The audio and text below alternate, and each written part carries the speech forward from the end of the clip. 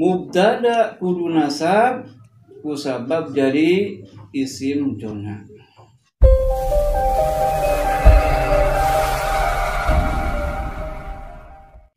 Assalamualaikum warahmatullahi wabarakatuh.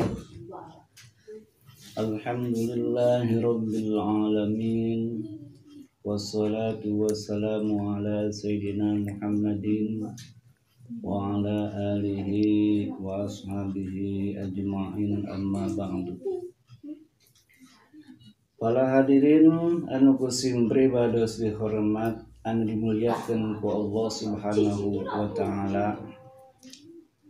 Alhamdulillah urang sadaya parantos tiasa kumpuriung deui dina ieu malpalah anu mulia nyaeta nu tujuanana bade nambahan ilmu nahu. Mudah-mudahan urang sadaya ku ayeuna kumpuriung dina ieu malpalah anu mulia nyaeta bade nambahan ilmu nahu sing ditambahan ku Allah Subhanahu wa taala. Amin ya rabbal alamin.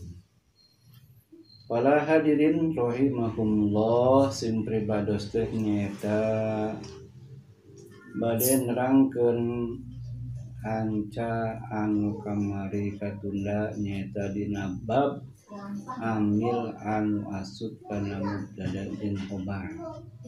Tah ari anu asup kana mubtada jeung khobar pan eta nyaeta ayat 3 hiji kana jeung dulurna, kadua dina jeung dulurna.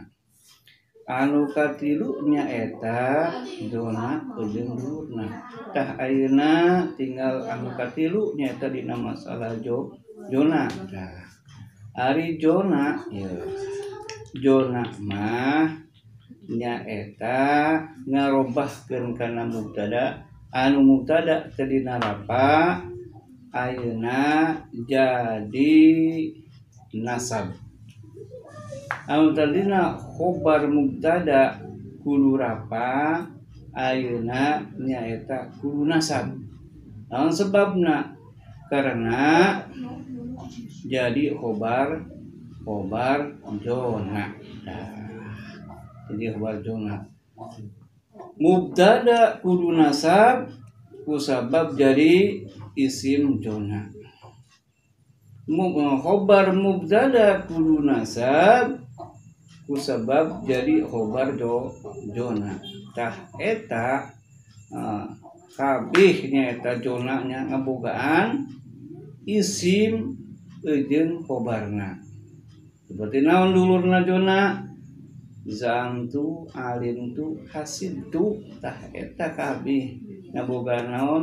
Ngabogaan isim jeung khobar. Tah isimna tina mubtada khobar mubtada contohna seperti jonantu zaidan qaiman. Nya jonantu zaidan qaiman. Zonantu nyaeta fiil madi.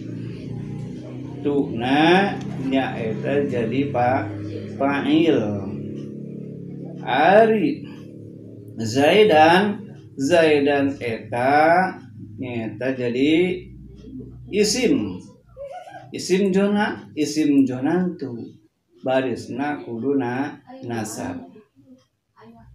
Qaiman sarua barisna kudu nasab. Naon sebabna? Karena jadi khobar jonantu.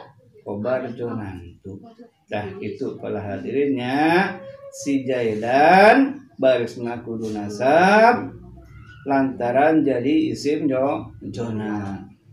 Qaiman kudu nasab lantaran jadi khobar zona.